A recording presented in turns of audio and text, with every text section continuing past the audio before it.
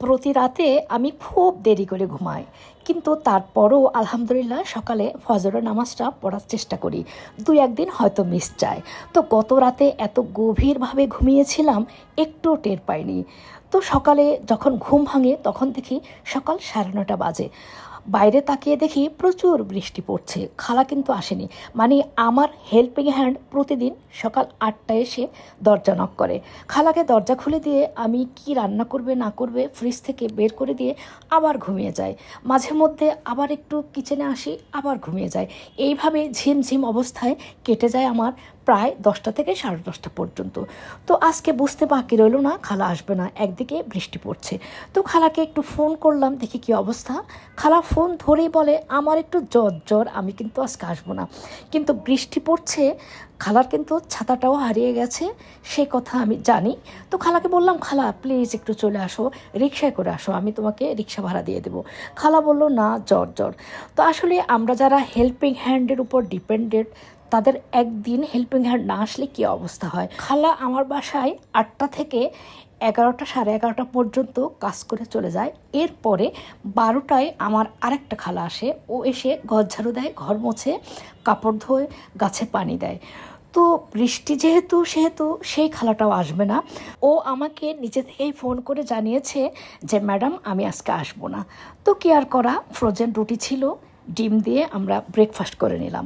আর এরপর আবার ঘুমিয়ে গেলাম। যেহেতু বৃষ্টি, একটু সুযোগ পেলাম, আর হেল্পিং হ্যান্ডের সাথে তো থাকতে হয়। তো যেহেতু আজকে কোনো হেল্পিং হ্যান্ড নাই, ঘুমিয়ে পড়লাম। তো 1:30টার সময় এখন কি খাবো, কিছুই রান্না করা নেই। বাইরে খাবার অর্ডার করব, সেটা ওকে খাবে না। ছেলেকে বললাম বাইরে থেকে খাবার অর্ডার করে খাই, বলল না বাইরের খাবার খাবো না। তো কি আর করা, কি করব, ভাত বসাবো। আপনাদের ভাইয়া বলল ভাত বসিয়ে আলু ভর্তা বানিয়ে নি। আমি বললাম না। তারপরে কিচেনে চলে গেলাম, সে বলল তোমাকে আমি একটু হেল্প করি। ও মা, কিচেনে গিয়ে দেখি একটু পেঁয়াজ কাটা নেই।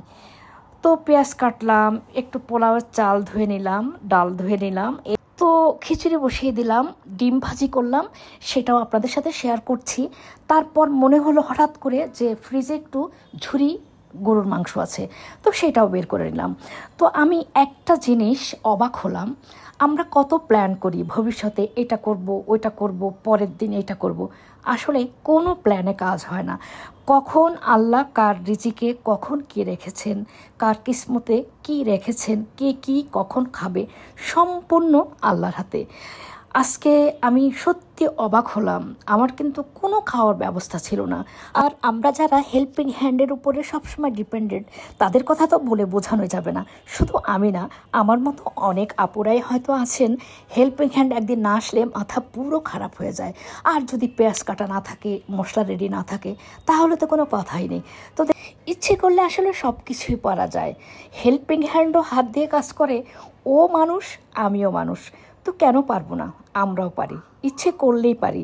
এই তো 1:30টার সময় ঘুম ভেঙে কিচেনে চলে আসলাম, পেঁয়াজ কাটলাম, সব কিছু রেডি টেডি করে 1 ঘন্টার মধ্যে রান্না শেষ করলাম। আর 2:30টার সময় খেতে বসে গেলাম। তো এরই মধ্যে নামাজ পড়লাম, রান্না করলাম। তো একটা কথাই বলবো, ইচ্ছে করলে সব কিছুই পারা যায়। আর আজকে এই বৃষ্টির দিনে এত সুন্দর একটা খাবার আল্লাহ খাইয়েছেন, হেল্পিং হ্যান্ড আসেনি, তাতে কি হয়েছে। তো আসলে কোনো কিছুই প্ল্যান পরিকল্পনা করে কোনো লাভ নাই। আমরা কতই না প্ল্যান করি, এই করব সেই করব, আগামীকাল কি হবে। আমার কাছে মনে হয় কোনো কিছুই আমাদের হাতে না। সবাই আমরা বিশ্বাস করি, জানি সৃষ্টিকর্তা আমাদের উত্তম পরিকল্পনাকারী, যা করবেন তাই হবে। আমি কিন্তু জানতাম না যে আজকে আমি কি খাবো, কিন্তু আল্লাহ আমাকে কত ভালো খাইয়েছেন। আজকে বৃষ্টির দিন ঠিকই খিচুড়ি কিন্তু খেয়েছি। তো আসলে কোনো কিছুই আমরা নিজেরা প্ল্যান করব না। রিজিকের মালিক আল্লাহ, কিসমতের মালিক আল্লাহ, কখন কার কিসমতে কি রেখেছেন, কি খাবো, কি হবে, সব কিছু উনি পরিকল্পনা করে রেখেছেন। আমার সৃষ্টিকর্তাই উত্তম পরিকল্পনাকারী। এই তো এখন খেতে বসে যাব খুব সুন্দর একটা খিচুড়ির প্লেট নিয়ে। তো এতক্ষণ অনেক বকবক করলাম, অনেকেই হয়তো ভিডিওটা না দেখেই চলে গিয়েছেন বিরক্ত হয়ে।